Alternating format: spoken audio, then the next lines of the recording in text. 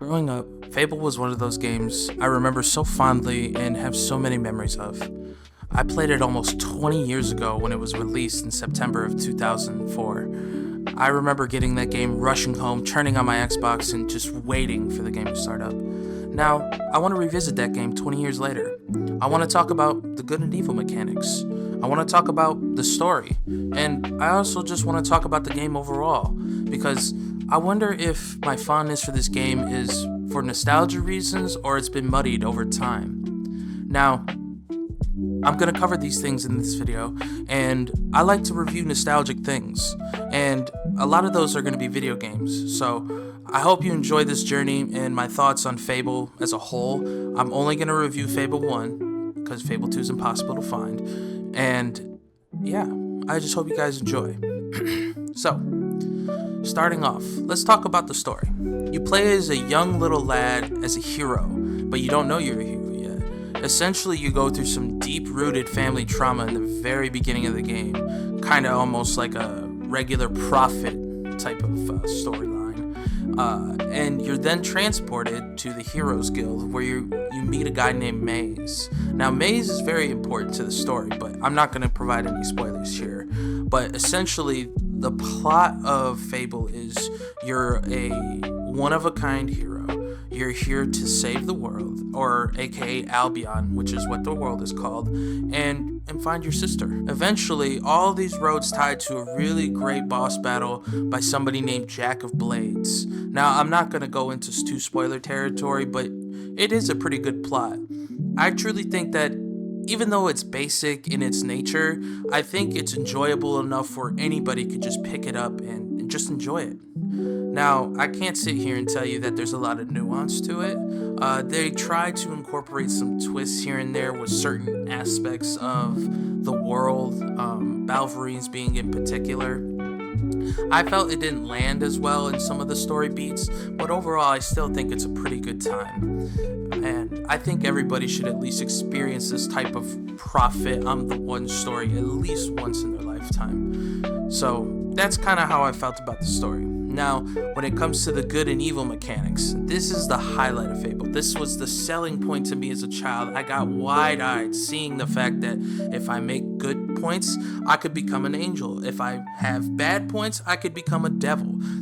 This was incredible to me. So over through the course of the game, you get plenty of quests, you get plenty of opportunities to either help people or hinder them. But I still think the fundamental mechanic of choosing between good and evil is so timeless that it just works so well here in the first Fable, because it really has a sort of black and white viewpoint when it comes to choice and consequence.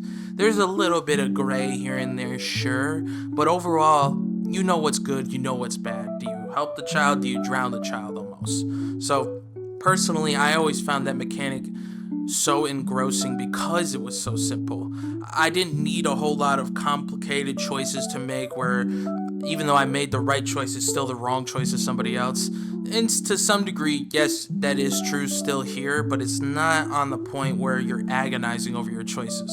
This is more of like a easily McDonald's digestible version. And overall, I still think it's a pretty great time when choosing either to be good or bad. Eventually, this all culminates into either becoming a sort of angel-like character with a halo and your blonde, blue eyes, everything, or you become a sort of devilish figure with horns growing out of your head, red eyes, skin all cracked. It's really great. And over the course of the game, as you level up your abilities, your character's physique changes with it. So the idea to manipulate and be able to build your character in real time with your abilities and with the good and evil consequences, it was so mind-blowing to me as a kid that even 20 years later I still think it holds up. Now, the next thing I wanted to talk about was the overall playing, combat, and sort of just the feeling of the game overall. Personally, I say that I really enjoyed it for the most part when I was playing it. The combat still feels clunky even to this day. The character kind of moves like Play-Doh in mud almost. there is still a lot of fun there to be had when you're able to dodge roll and combo magic, but I feel as though the range capabilities of the character are kind of lackluster, and the combat itself can just get a little stiff at points, especially when you're trying to block an opponent and then parry and then attack right back. It can get a little muddy, and the attack paths don't really telegraph, in my opinion. Now, there's some great moments, especially with the boss fights, that I think this is where Fable shines the most for its combat. You get these big, almost burly types that you just have to bob and weave. You gotta use magic, then you gotta go back and, pelt them with arrows. It's a lot of fun. It's not without its faults, though. Overall, I think Fable 1 Anniversary Edition is a great time, especially even after all the nostalgia has worn off. Now, I can't sit here and tell you it's a perfect game, because it's not.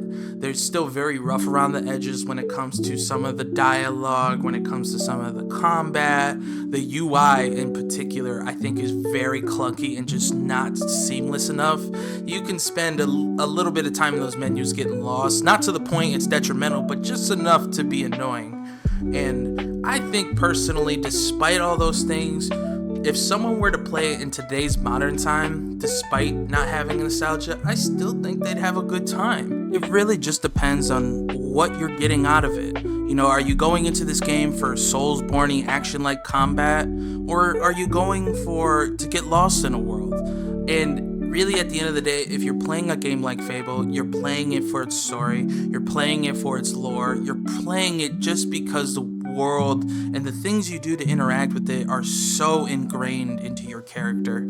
It's a great world to sort of roleplay as this sort of prophet-sized character and just make a name for yourself.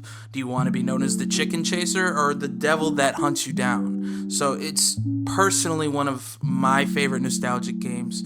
Overall, though, I'd say I give it about a 3 out of 5. So thank you guys so much for watching. I appreciate the time you took to watch this video. I'm going to review more nostalgic things, as well as some JRPGs and other things that I find interesting. Again, thank you guys so much for watching. I appreciate it. And yeah, here's looking to the next one. Take care. Bye-bye.